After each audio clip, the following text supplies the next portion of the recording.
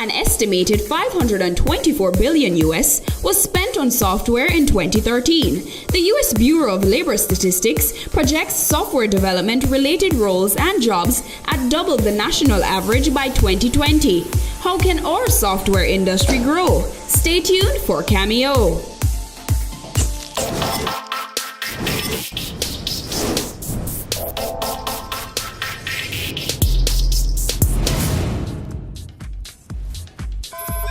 Software is the way that you command the computer to do stuff for you. You give the computer instructions. So it's the way that you are able to do those fun games. You know, you see those men jumping up and down, kicking each other in those games that the young people play nowadays.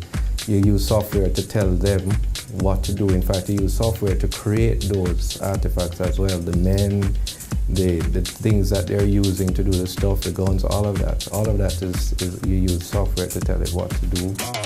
Hi, I'm Mark Wedderburn, and I'm the CEO of Development Consortium International Limited.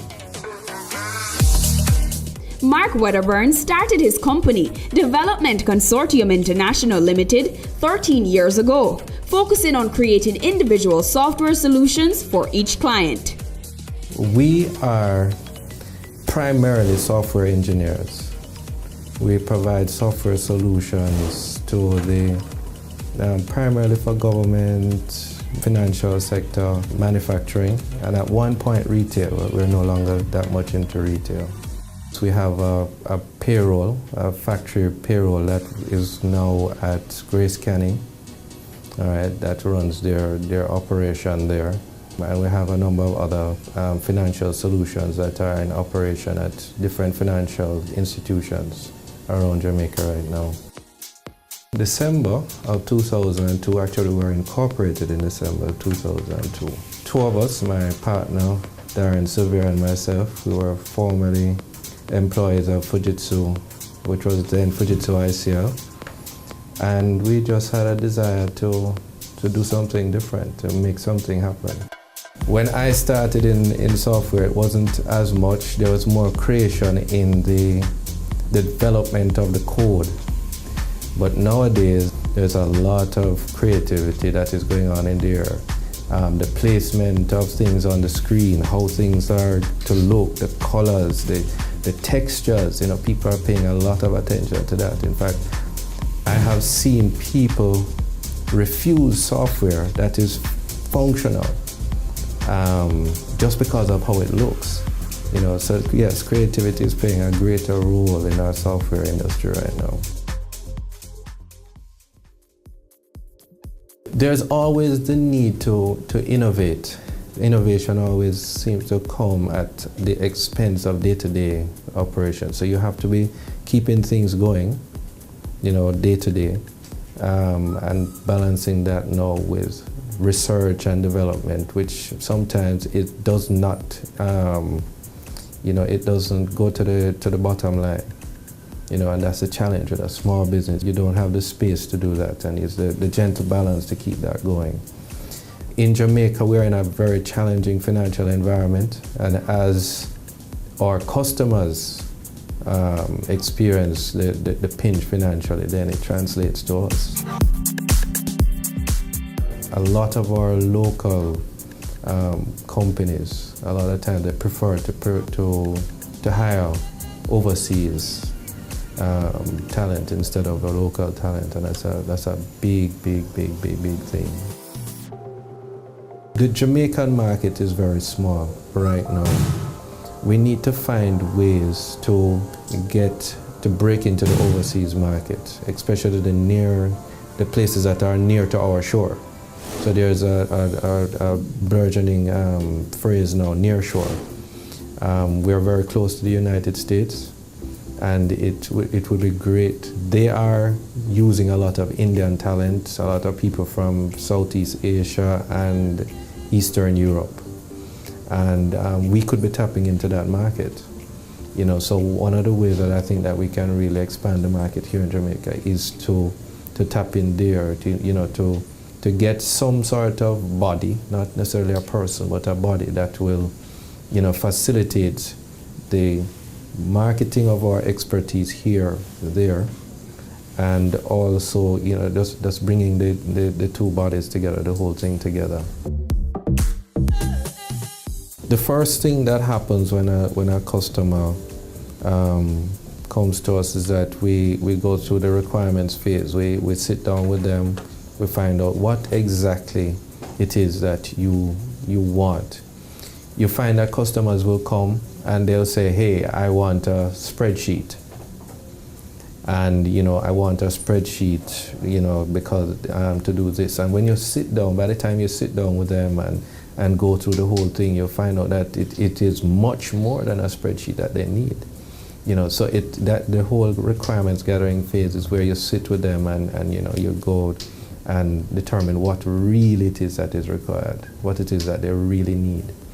The second thing is going from there now, and there may be some steps in between, but in general, going now to designing that solution, putting it down, what is going to be required in order to meet those needs. And then from there you go to production or to development. And that is of course after they agree with the requirements and the design. We go to development from there. And then from there we do testing to make sure that what we said that we would deliver is exactly what is delivered. So that's the whole quality assurance process. And then from there to deployment, where it is given out to the customer for their use. If I could say to anything to people everywhere, it's to dream. If somebody were to ask me 20 years ago if I'd be doing this, I'm a scientist. I'm not a business. I was not trained initially as a business person, and I never would have envisioned that I would have been in business. I had a different concept of what business was about when I started, when I was younger. But I would say to young persons out there to dream, to think big and to decide that you're going to go out there and make it happen. And in fact, that's our mantra here, make it happen.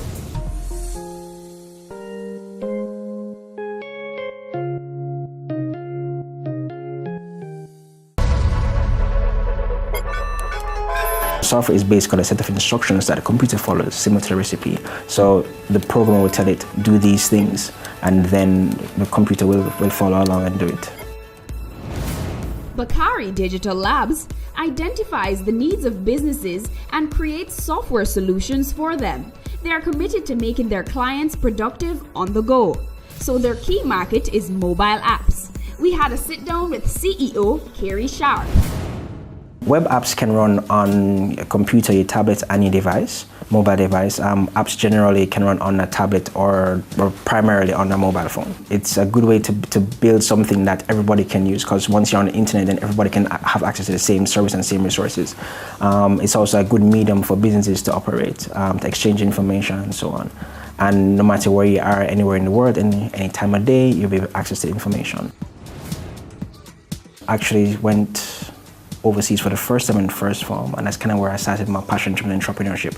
I realized that kids in school were buying these new pens, gel pens, way back, and instead of coming back with toys, I actually came back with a whole suitcase full of pens, which my parents thought I was crazy, but every time someone lost a pen, I was there to sell them the pen. And that's how I made money, and then it went on to computer parts, then to computers, then to websites, and then eventually now to Bakari Digital, where now we make web apps.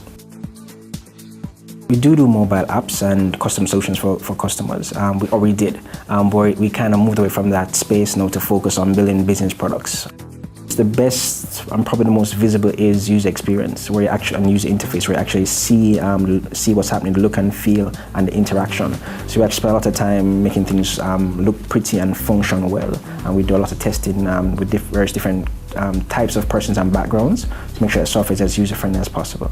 But so creativity will probably be easily seen in terms of from persons using software through the user interface. The other creative side is how we actually accomplish things. Like when you press that button, there's like a whole lot that happens behind you pressing that button to be able to get something delivered. To do a wire transfer, to send an invoice, there's a whole lot of stuff that's just happening behind the background, which you have to be very creative in terms of getting it done, especially when you need to integrate different platforms and technologies into one. We have launched a couple of websites and so on. Notably to date is the Jamaica Stock Exchange. We actually pivoted the company away from that kind of business. We're going to launch head office payroll in January 2016, and we will hopefully see that as a success. So that's the first module that we're releasing in our complete suite of software. Because its head office is really accounting, payroll, and tax returns. And what we've done is that we've taken 350 hours worth of work to file and prepare taxes per annum for a small business, and we have now reduced it to a few minutes per year. That's a significant time savings for anybody. I feel 350 hours is actually 2.5 months, and we brought it down to a few minutes. We chose an industry that is very technical, and it's often very hard to computerize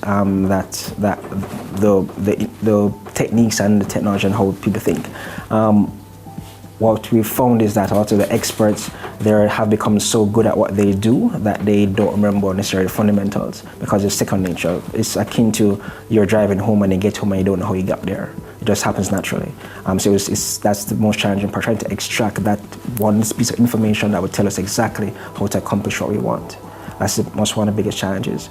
The also thing is trying to find the right people, the right fit and the right attitude to work with us. So that's probably more for a short to long term. We want to build a Jamaican software company and build something that's probably one of the largest software companies coming out of Jamaica and the Caribbean. And we're trying to find the best people.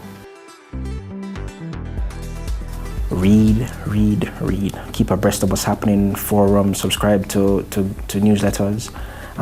Experiment, because just reading is not sufficient. You actually have to try it, so you can actually get that skill set. So experiment is a big part of that.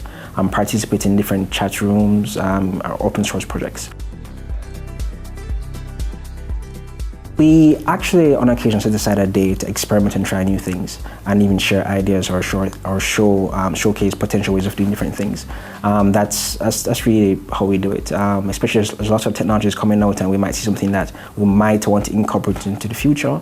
We'll give it a try, and if it works, then we put it in, or Shed puts it in. If not, we try again. Jamaican companies need to invest more in local software companies or software developers.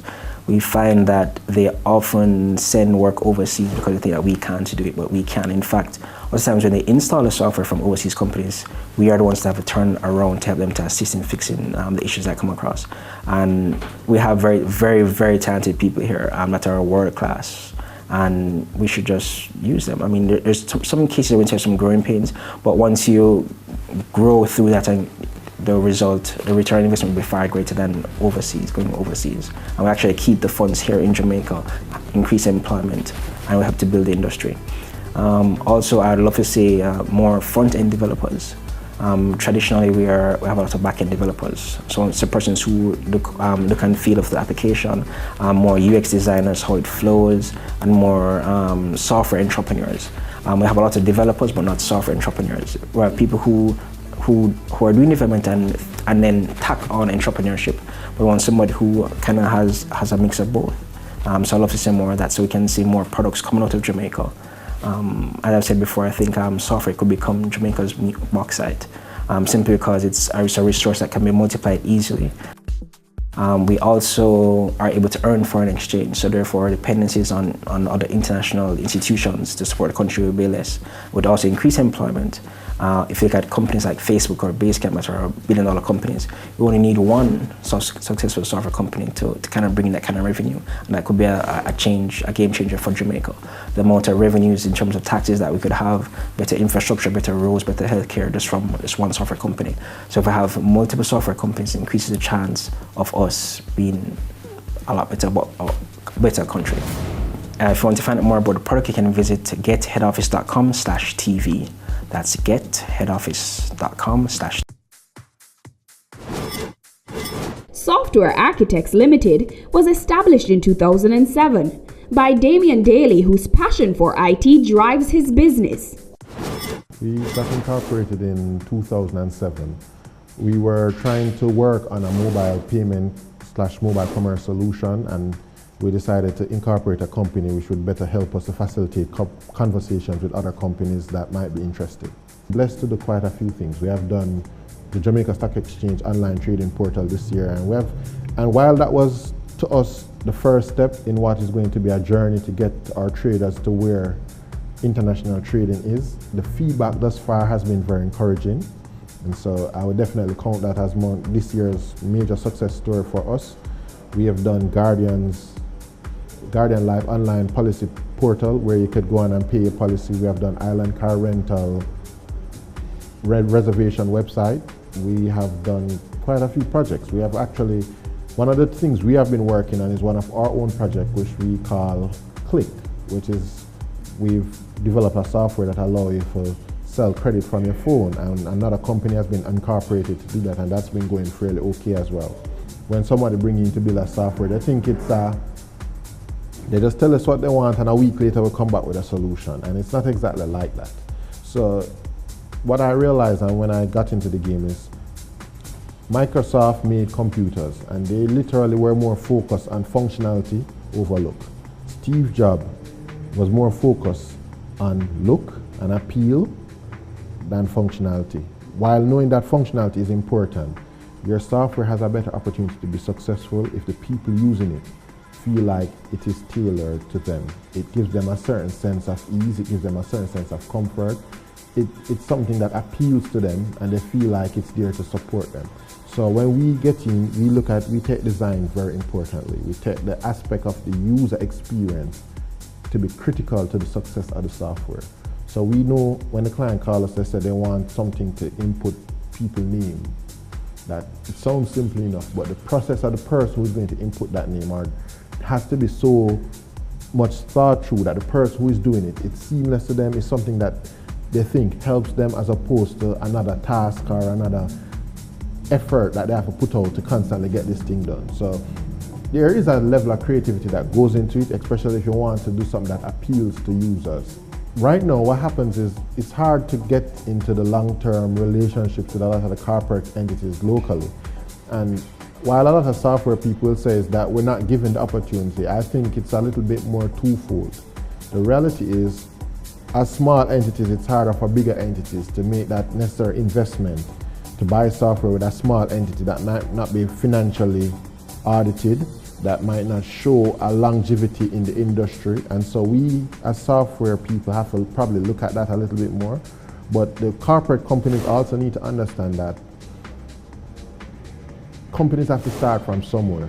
And maybe what they need to do is be a little bit more risk-taking in saying, we have to invest in our own, for our own to grow, which will better serve us in the long run, instead of taking the easy way out and running overseas and paying a whole heap of money to get software and not develop another aspect of our industry here that could help with employment, could help with us being able to better grow our country.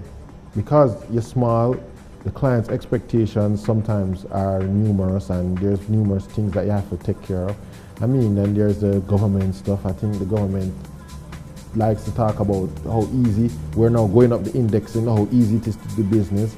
But I mean, when you are a businessman having to deal with those challenges day to day, dealing with the tax authorities, and you have to be dealing with the bureaucracy to get the paperwork needed to get certain things, it's kind of challenging. But I mean, as I say, I try to have a can-do attitude and just put them in a task list and get them done one by one.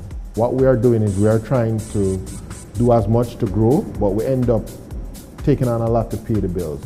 Now, what that means is that and this is also a part of what is affecting the perception of us, is that there's a lot of big companies that have done work with some of these small companies that are not entirely happy because they didn't want to pay a lot. This company took on the project because they wanted the money, and they have taken on 10 or 15 other projects like that. And they are now stretched because if they are going to get more people in, it means they're going to have to get more money. So they are now trying to do 10 or 15 jobs with not nearly enough staff. So the experience for the companies that paying them is not great, and they are now stressed. Eventually they can't continue their go to business, and a lot of that talent then flies overseas where they're getting better salary, they're getting less work, and they're put in a better situation to succeed. So because of that, I would definitely, and have been suggesting, and it's something that I have done, where I've gone out to a couple of other small firms and said, instead of, we understand what is the market like, what the market is like, so let us collaborate. So I will get a project, I have some programmers, but you have some designers, you have some testers, you have some documenters. So rather than trying to bring in a documenter now, I pass some of the work their way. And when they get a project and they need some help, they pass some of the work our way. So we collaborate, and what it helps us to do is get those bigger projects, because now, while you might be a company of 4 or 5 people, you can now show the width of a company of about 10 or 20 people. And if anything should happen to your company, you said, but I'm working with this other company and this other company, so they will pick up the slack, or they will take over from me in terms of the maintenance of the solution, in terms of upgrading the solution, and that might help us to grow. But we need to, one, look at merging some of these companies so that we can all get better projects locally. We need to look at the certification aspects of the people that's working with these companies, so that not only are we saying people can do the work, but they are certified and trained to do the work. And we need to look at basically the things we need to do in terms of good financial practices, setting up solid companies that are tax compliant, so that we can definitely show audited statements and stuff to big companies that will be comfortable to say this company has a financial history, they understand how to run a proper business, they are serious about the business they are running, they have the capable technical personnel that we need to do the work properly, and therefore they will be more comforting in trying to give companies like that an opportunity to do more. We need to definitely invest in some software, not just in the sense that we need to build software, not because the client wants it, but we need to start looking at like mobile application development as a means, get some apps out there that earning revenue. We need to build solutions and carry them to companies that can help companies to grow, and start looking, instead of just doing consultation work, really start looking in building stuff that might be able to sell internationally. Export is where we need to take it, not just from the call center side of things, but from the development side of things. There's a huge opportunity to be nearshore partners to a lot of the North American companies, because going to India and doing business with India is not as feasible as it once was. And so I've known that a lot of overseas companies are in fact looking for talent locally to support their development teams in their country, to help them do more work at a cheaper rate. So these are some of the things we may need to explore. That's it this week for Cameo, where we took a look at the emerging software industry in Jamaica. I've been your host, Amita Prasad Webb.